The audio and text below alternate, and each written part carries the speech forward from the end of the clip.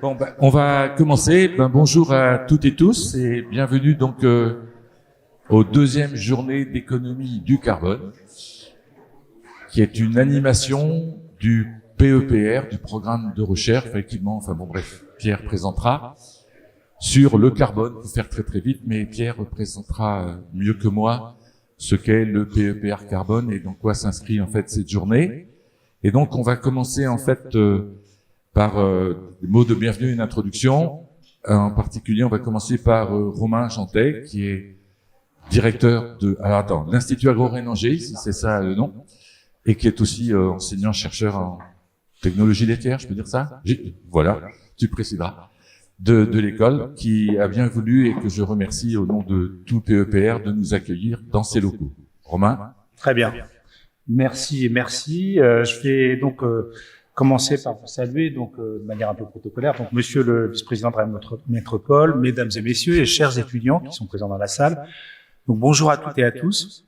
C'est un plaisir pour moi de vous accueillir à l'Institut Agro-Rhénan-Angers pour cette deuxième édition des Journées Économie du carbone, donc organisée, comme tu viens de le rappeler, par l'équipe d'animation du PEPR Faire Carbone, et plus spécifiquement de son axe sciences sociales, donc Hervé, évidemment, Stéphane de Cara et Cathy Laroche, qui est ici présente et qui est professeure en économie de l'école et depuis ma nomination, directrice des études également de cette école. Donc, l'Institut Agro-Rhénan-Angers, qu'est-ce que c'est pour ceux qui le connaissent moins? C'est une grande école publique qui rassemble 450 personnels et 2000 étudiants sur 2 campus et qui a pour ambition d'être reconnue comme l'une des principales écoles de la transition agroécologique, alimentaire et du paysage. Et ce qu'on peut peut-être dire comme identifiant fort, c'est que par la formation et la recherche, elle prépare donc ses étudiants, des ingénieurs bien sûr, mais aussi des masters et des doctorants, à transformer en France et dans le monde de manière durable et équitable les systèmes agricoles et alimentaires et à préserver la santé des hommes, des animaux et des écosystèmes. C'est sa ligne, je dirais, pour son objectif 2030. La pluridisciplinarité des enseignements, la priorité donnée à la démarche scientifique de l'information et la large place qui est accordée aux sciences sociales pour répondre aux enjeux de la société, en lien avec les acteurs des différentes filières, sont des marqueurs de l'école. Ils rendent particulièrement pertinente l'accueil de cette journée, spécifiquement consacrée à un sujet au cœur de la formation des ingénieurs agronomes et en alimentation de l'école. Comment faire évoluer les comportements des consommateurs pour réduire les émissions de gaz à effet de serre du système alimentaire. Donc c'est un sujet des plus contemporains et qui a des ramifications. On a reçu hier un appel à manifestation d'intérêt de Rennes Métropole. Donc je vous devance, voilà, pour donc le financement de thèses CIFRE, plus particulièrement sur une des thématiques, un des 4 thématiques, est la tarification carbone locale. Donc votre assemblée est diverse, des chercheurs de différentes disciplines, des représentants d'organisations publiques et privées, et de nombreux étudiants de l'école, que j'aperçois toujours plus au fond de l'amphi, ça c'est un classique, notamment en dernière année de spécialisation en agroéconomie et politique publique, en sciences des aliments et notamment en marketing et en recherche et développement, en sciences des données et sur cette nouvelle spécialisation appelée eau, énergie, climat. C'est une chance pour eux de pouvoir prendre part à vos échanges et un grand merci au PEPR Faire Carbone de permettre cette opportunité. Donc j'ai noté dans le programme que parmi les intervenants de ce matin, outre les chercheurs expérimentés d'INRAE, qui est notre premier partenaire en recherche, et avec lequel on partage la tutelle de 9 unités mixtes donc de recherche sur le site et jusqu'à Angers, se trouvent 2 de nos diplômés ingénieurs qui ont fait la spécialisation agroéconomie, justement, et qui sont aujourd'hui en fin de doctorat, Maxence Gérard et Anaël Deniol, et je me félicite de leur participation aujourd'hui, qui est une illustration du continuum enseignement-recherche en lien avec les enjeux sociétaux auxquels on veut contribuer. Bon, je tiens à remercier toute l'équipe d'animation de Faire Carbone, les directeurs de Faire Carbone ici présents, Pierre Barré sur l'estrade, et donner l'occasion de donner l'occasion à notre école d'accueillir cette journée. Et j'invite à cette occasion le public à en profiter le plus largement possible. Et merci donc au programme et puis à Rennes Métropole pour le financement de cette journée. dont le déjeuner bas carbone de ce midi, donc qui va vous intéresser. Donc je vous souhaite à tous et à toutes des échanges fructueux et je m'excuse par avance de devoir partir. On accueille en même temps la DRAF dans un autre amphi de cette école. Donc d'ici une dizaine de minutes, je devrais me translater à bas carbone jusqu'à l'autre bout du campus. Je vous remercie.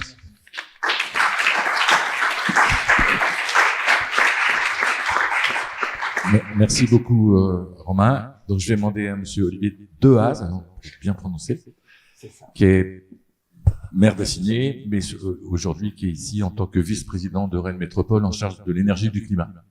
Donc, je vous passe la parole en vous remerciant à nouveau pour votre soutien aussi à cette manifestation. Monsieur le directeur, madame la directrice adjointe, mesdames, messieurs les enseignants, chercheurs, enseignants, mesdames, messieurs, c'est un grand plaisir d'être parmi vous ce matin pour l'introduction de ce forum, cette journée. Pareil, j'aurais adoré rester, mais je vais pas pouvoir rester avec vous. Je vais devoir vous quitter assez rapidement, mais quand même un grand plaisir. D'abord, je dois excuser madame Nathalie Appéré, présidente de Rennes Métropole, qui aurait aussi bien aimé, mais qui est aujourd'hui au Congrès national des HLM et qui doit y intervenir, donc elle ne pouvait pas être à Rennes en même temps.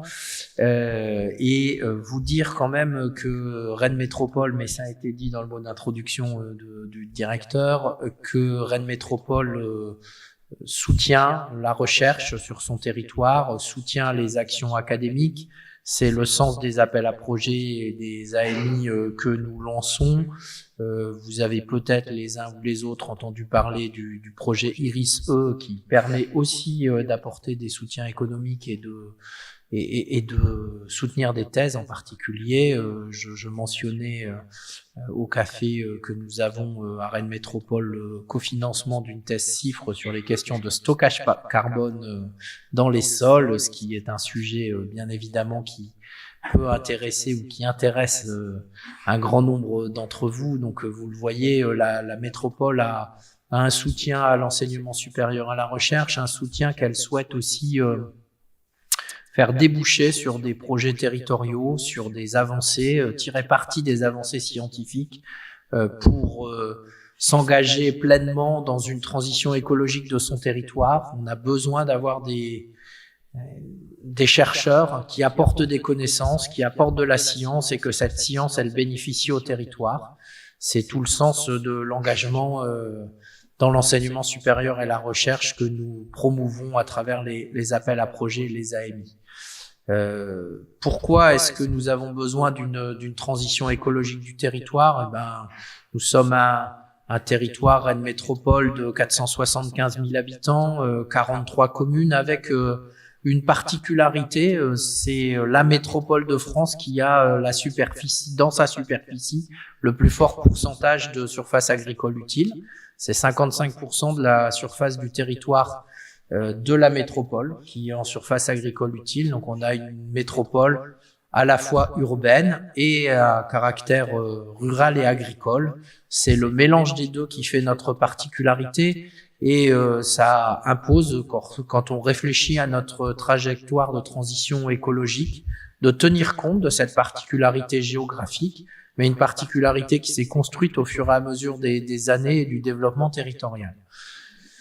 La transition écologique, elle se manifeste comment dans un territoire métropolitain comme le nôtre? Elle se manifeste par un document qui s'appelle le plan climat, air, énergie, territoire, que nous allons adopter formellement au Conseil métropolitain la semaine prochaine.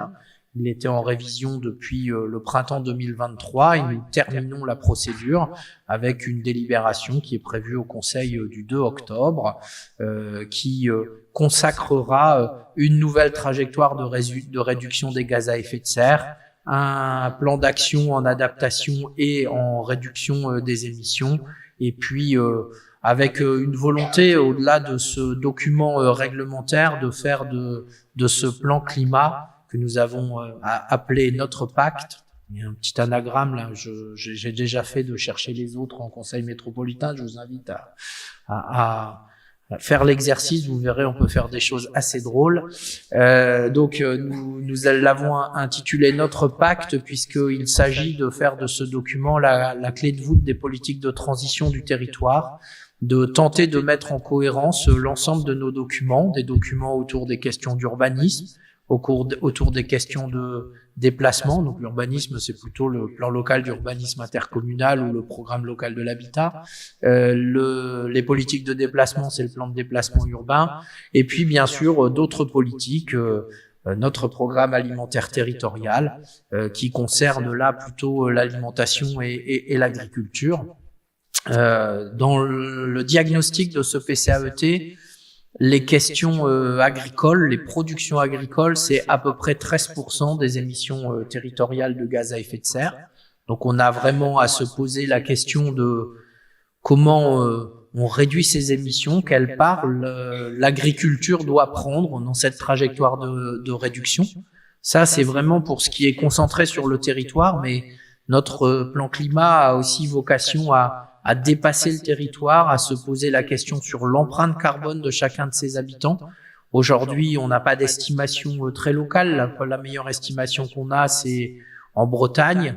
La région de Bretagne a fait une estimation de l'empreinte carbone de chacun des Bretons, et l'empreinte carbone de chacun des Bretons, c'est à peu près la même que la moyenne des Français. C'est autour de 10 tonnes de CO2 par an et par habitant. La neutralité carbone à l'horizon 2050, il faut qu'on passe de ces 10 tonnes, qu'on a à peu près chacun d'entre nous, à 2 tonnes. C'est divisé par 5. Pour diviser par 5, il faut que chacun d'entre nous se pose des questions sur ses façons de se déplacer, ses façons d'habiter, ses façons de consommer et ses façons évidemment de se nourrir. C'est autour de ces questions-là que vous allez vous interroger, travailler aujourd'hui. C'est des questions qui peuvent être épidermiques parfois. J'avais l'échange au café sur la question de la viande dans l'alimentation, sur la question des serres chauffées qui font une production de tomates, certes sans pesticides, c'est déjà bien, mais en même temps, est-ce qu'on a besoin de manger de la tomate cerise ou de la tomate grappe à Noël? Est-ce que ça fait partie de quelque chose qui est souhaitable, désirable et qui permet la transition écologique? Ou est-ce que ça peut être souhaitable seulement, ou seulement désirable, ou seulement en faveur de la transition écologique? Je sais que c'est autour de l'ensemble de ces questions-là que vous allez vous interroger, que vous allez travailler. N'hésitez surtout pas, partout où vous êtes, partout où vous travaillez, partout où vous habitez, à interroger vos responsables politiques locaux sur les actions qu'ils mettent en œuvre, sur pourquoi ils font les choix, en les éclairant des résultats scientifiques de votre travail, pour que nous soyons un peu plus éclairés, un peu moins ignorants et un peu plus engagés dans ces questions de transition écologique autour de toutes les thématiques, mais singulièrement autour de l'alimentation aujourd'hui. Et vos travaux nous sont nécessaires, indispensables même, pour préparer un monde de demain plus désirable, plus favorable à l'ensemble des populations humaines, dans la justice sociale et dans la justice écologique en transition. Merci à toutes et tous.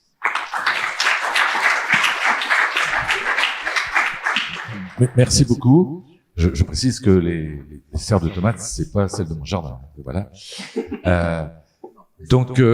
Et en fait, dernier mot introductif par Pierre Barry, qui est donc co-directeur du PEPR, qui est chercheur au CNRS et qui co-dirige le PEPR avec Patricia Garnier, qui est chercheur elle INRAE. Donc le PR étant une co-direction CNRS INRAE. Pierre, s'il te plaît.